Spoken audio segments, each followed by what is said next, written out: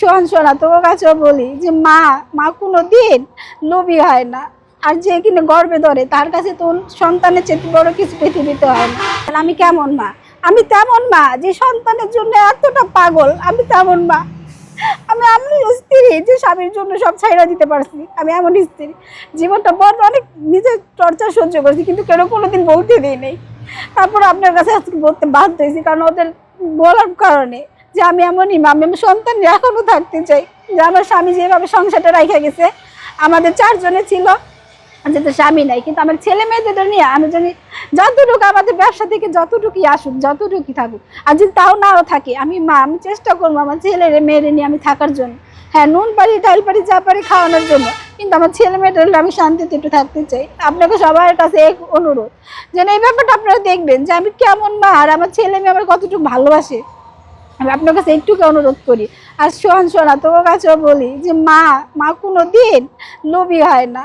আর যে কিনা গর্বে ধরে তার কাছে তো সন্তানের চেয়ে বড় কিছু পৃথিবীতে হয় না।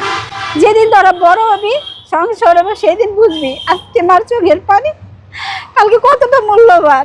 ঠিক আছে, আমি সবসময় দোয়া করি তোরা যেখানে থাক ভালো থাক। আর যদি আমার সন্তান আমার কাছে ফিরে, আমি ওকে মাইনা নিই। আমি চাই আমার সন্তান নিয়ে একসাথে থাকতে। আপনারা দয়া করে একটু জিনিসটা খেয়াল রাখবেন যে সোহানা ওদের মাথায় যা আছে ওগুলা যদি ছাইরা মার প্রতি ভালোবাসা দেখায়। আমি জোর করবো না, যে আমার কাছে দে। তোদের মনে যদি টান থাকে আর মারও যদি সবার থেকে বড় মনে করো, তাহলে আমার কাছে ফিরায়। আমি তোকে নিয়ে আগেও থাকতে চাইছি, এখনও চাই। সবকিছু ভুলা তোকে নিয়ে বাঁচতে চাই, আর কিছু না। যেরকম যে ব্যবসা বাণিজ্য, ওনার যে ব্যবসাটা, এরা তো মনে করেন যে বিথির বাবা এরা সবকিছু পরিচালনা করতেছে। বাবা গেছে ব্যবসা করতে, ওরা ঘরের পরিচালনা সবকিছু ওদের আন্ডারে চলে গেছে। মানে ওরা নিজেরাই নিছে, ওরা ওদের কেউ দেয় নাই যে তোমরা এই দায়িত্বটা নেও।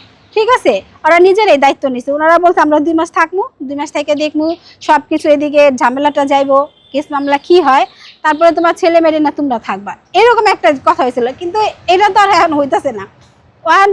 ওনারাই থাকতেছে, ওনারা জামাই বুড়া হয়তো ব্যবসা দেখতেছে, একজন ঘরের পরিচালনা করতেছে, আমার ননাস বিথি সোহানার দায়িত্ব নিছে। ঠিক আছে, সবকিছু ওদের কাছে, আমার কাছে কিছুই না। আমি শুধু মার হিসাবে রয়েছে ওই জায়গায়, রান্না করি কামের বেটির মতন, তো শুধু ওদের রান্না বাড়া করে খাওয়াই, এটুকুই আমার ওই জায়গায় দায়িত্ব। আর কোনো দায়িত্ব আমাকে দেয় থাকার জন্য। অন্য কেউ এসে থাকুক, যেই হোক, ফুপ হোক, খালা হোক, এটা কিন্তু কেউ কোনোদিন মানতে চায় না সহজে যে আমার ছেলে মেয়ে আরেকজনের আন্ডারে থাকবো। এটা তো ভাই বুঝেনি, কেউ থাকতে চায় না।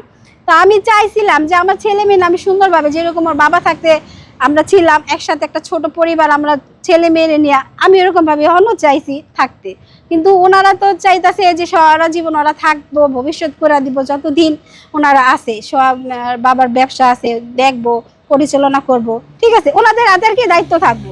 এখানে আমারে কোনো দায়িত্ব দেওয়া হয় না, আর আমি যে দায়িত্ব নেবো সেরকম ওনারা চায়ও না।